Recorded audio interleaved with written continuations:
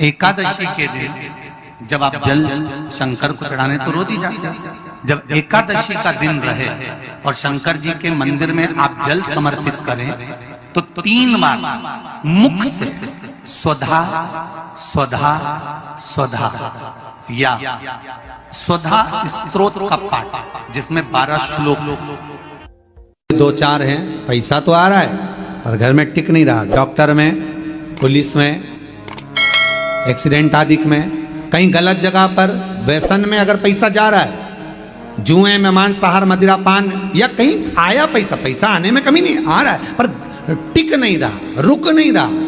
कोई मांगने आ गया, दे दिया, फिर वहां से अपने पास नहीं आ रहा, अपन कह रहे हैं भैया हमारा पैसा लौटा दो, नहीं आ रहा। तो महाराज शिव महापुराण की कथा कहती है एकादशी के दिन गंगा के जल में मात्र 7 बेलपत्री डालकर जो नंदीश्वर भगवान अर्थात जो शंकर जी के शिवलिंग के सामने नंदी होता है, उस नंदी के चरण पर गंगा का जल चढ़ाकर बेलपत्री शिव पर समर्पित कर देता है, उसके घर में रुपया रुकना चालू हो जाता है। फिर वो गलत जगह पर नहीं जाता, गलत स्थान पर वो धन जाएगा ही नहीं। तूने समझा, मांग तुझे क्या चाहिए।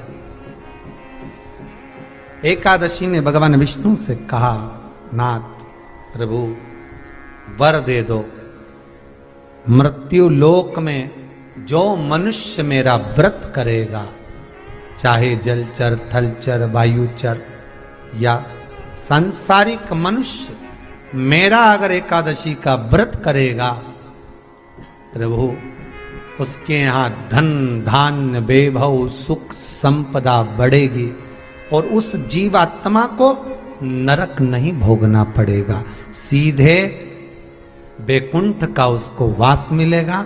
जब जीव आत्मा को लेकर चला जाएगा, यम के दूत जब बंदी बनाकर ले जा रहे होंगे उस जीवात्मा को जिसके प्राण छूटे होंगे, यम के दूत जब बंदी बनाकर ले जा रहे होंगे, तब मुझे वर दो कि मैं इसका हाथ पकड़कर बेतन्नी से पार उतार कर सारे नरकों से निकालती हुई आपके धाम में लेकर आऊं।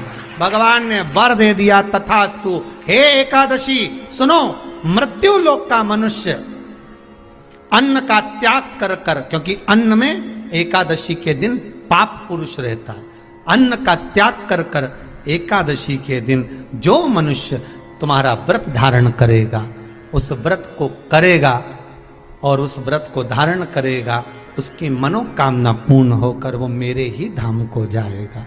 ये तो हुआ एकादशी के जन्म की कथा।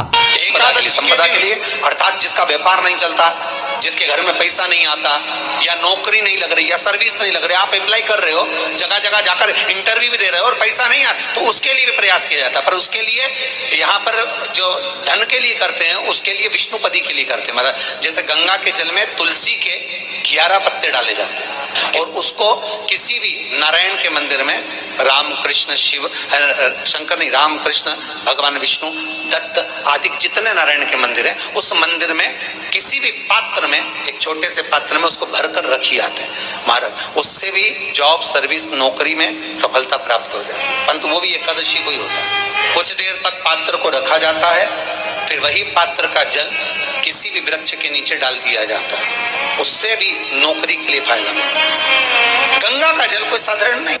दशमी, एकादशी और द्वादशी, इन 3 तिथियों पर एक रोटी में थोड़ा सा मीठा रखकर सोमक पितृ का नाम लेकर यदि गाय को खिला दिया जाता है, तो अगर कोई पूर्वज प्रेत योनि में भी पड़ा हुआ होता है, भटक रहा होता है, जिसको पिंड नहीं मिला, जो अचानक मर गया होता है, अधोगति में चले गया होता है, उस जीव की मुक्ति दशमी, एकादशी और द्वादशी, 3 दिन सोमक पितृ का नाम लेकर रोटी में, पूड़ी में मीठा रखकर अगर गाय को खिला दिया जाता है ये 3 दिन तक, तो वो पितृ कभी भटकते नहीं है, उनको मुक्ति प्राप्त हो जाती है, मोक्ष में। दशमी की रात्रि के 12 बजे घी का दिया हथेली में रखकर, दरवाजे के बाहर उस दिए को हथेली में रखकर चंद्र का दर्शन रात्रि के 12 बजे दिए की लो में चंद्र का दर्शन करते हैं, उससे ज्योत प्रबल होती है हमारे। या तो होगा वो नौमी की रात्रि 12 बजे या 10वीं की रात्रि की 12 बजे चंद्र का दर्शन दीप घी का हाथ में जलाकर नाम गोत्र अपना बोलकर नरसिंह भगवान का स्मरण कर कर ज्योति में चंद्र का स्मरण कर कर दर्शन किया जाता है। नेत्र कमजोर हो तो 3 या 4 दिन में ज्योतियों का क्रम बढ़ना प्रारंभ होता है। वैसे तो 15 दिन का लिखा है, पर शिव महापुराण कहती है 3-4 दिन का क्रम बहुत होता है, बढ़ता जाता है। केवल 10वीं, चाहे उजाला की हो चाहे अंधेरे की। कौन से महादेव का नाम लेना है? श्रम्भेश्वर महादेव। तो जब कोई व्यक्ति चिड़चिड़ करता है, क्रोध करता है, गुस्सा करता है, तो महाराज शंकर भगवान का श्रम्भेश्वर महादेव का नाम लेकर 31 बेलपत्र, जिस व्यक्ति को क्रोध आता है उस व्यक्ति का स्मरण कर कर आखा चावल मतलब सेगे चावल के साथ एक एक बेलपत्र 31 बेलपत्र कर कर शिव जी के शिवलिंग पर समर्पित करी जाती है, मात्र 10वीं की तिथि के लिए। केवल 10वीं, चाहे उजाला की हो चाहे अंधेरे की। कौन से महादेव का नाम लेना है? श्रम्भेश्वर महादेव, शिव जी का एक। छोटे छोटे बच्चे रहते हैं, कुछ बच्चों को माता जबरदस्ती के भोजन कराती है, खिलाती है, ठोकती, मारती, खिलाती है।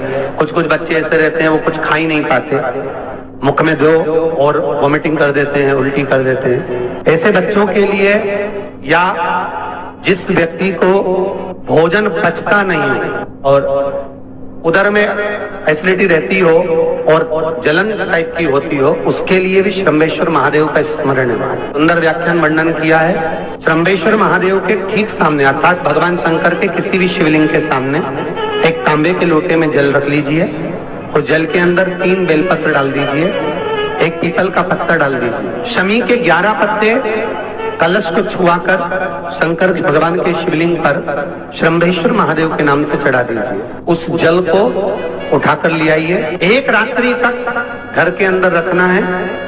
उस जल को श्रम्भेश्वर महादेव का नाम लेकर जिस व्यक्ति को एसिडिटी होती हो या उदर खराब रहता हो या भोजन नहीं पचता हो या पेट से जुड़ी हुई प्रॉब्लम हो या बच्चों को भोजन कराते हैं और वो वोमिटिंग कर देते हो, ऐसे बच्चे को या भोजन नहीं भा रहा हो ऐसे व्यक्ति को उस जल को सवेरे दोपहर शाम 3 बार श्रम्भेश्वर महादेव का नाम लेकर आचमन कराना प्रारंभ कर दो, पिलाना चालू कर दीजिए। 3 या 4 दिन पिलाओगे, अपने आप उदर में भी आनंद रहेगा, बच्चा। श्री शिवाय नमस्तभ्यम मंत्र का जाप कीजिए और इसी प्रकार की वीडियो को देखने के लिए जुड़े रहिए हमारे साथ। श्री शिवाय नमस्तभ्यम।